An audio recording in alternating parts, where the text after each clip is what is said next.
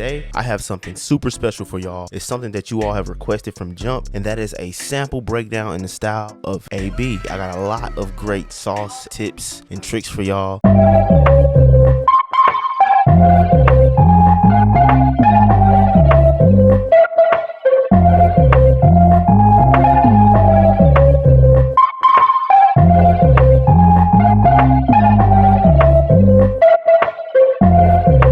That's a lot of damage. First thing that I really love about Eiby type of samples, he has a lot of crazy bounce. I know a lot of people struggle with bounce. So when it comes to getting bounce is technically rhythm. And if you don't know what rhythm means, rhythm is basically a repeated pattern of movement or sound. So for example, say if I'm playing some drums, drums can be like this, or it could be this. See, it's two different rhythms, but they both have a distinct bounce. His sound selection is super crazy. I know he uses a lot of mallets, a lot of bells, a lot of plucks, a lot of guitar. So I found this one shot in the 44th floor Ty Jake pack called Postponed.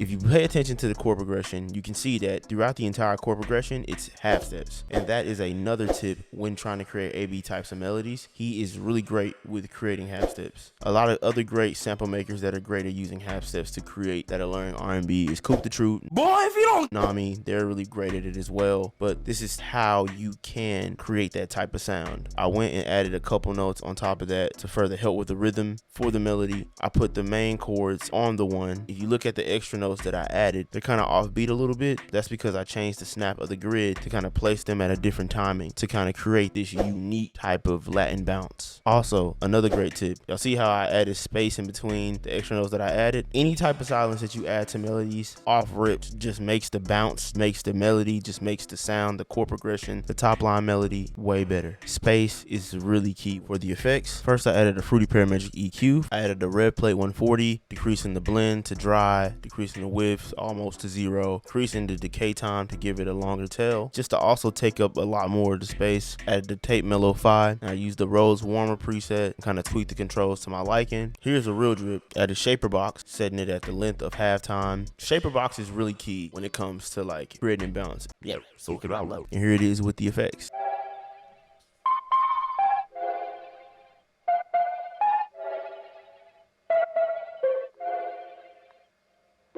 Y'all see how the Shaper Box kind of like opens it up a little bit. Boom. Another thing. Bro adds the craziest bass lines, man. So I had to get saucy with it.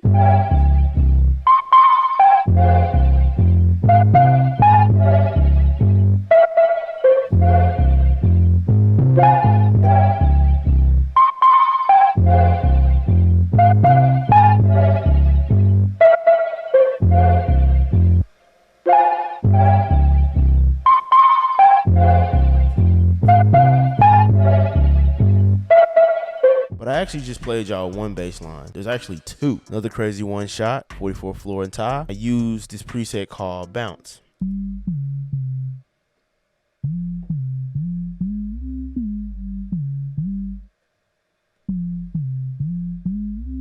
As far as the effects for the bass, I didn't really add too much. Fruity Parametric EQ, as you can see, and I added an effect rack and I used the preset Blown Out. It's getting pretty hot in this kitchen. Next step, I created this crazy top line melody using this really ridiculous sounding one shot. It's a 44th floor Ty Jake one shot called Plaid. It's like some kind of eerie type of. One thing that's really important here that I want you guys to take note of is the space, because when you listen to it, the space, once again, like I told y'all, the space creates the bounce. And even when you look at this part here, these other two notes, this is actually in a different time.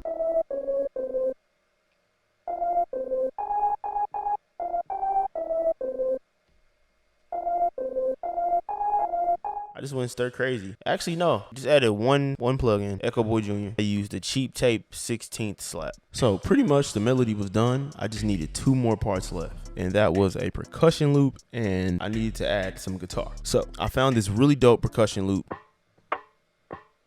As far as the guitar, I used the guitar as a response to the call that I had already set with the rest of the melody.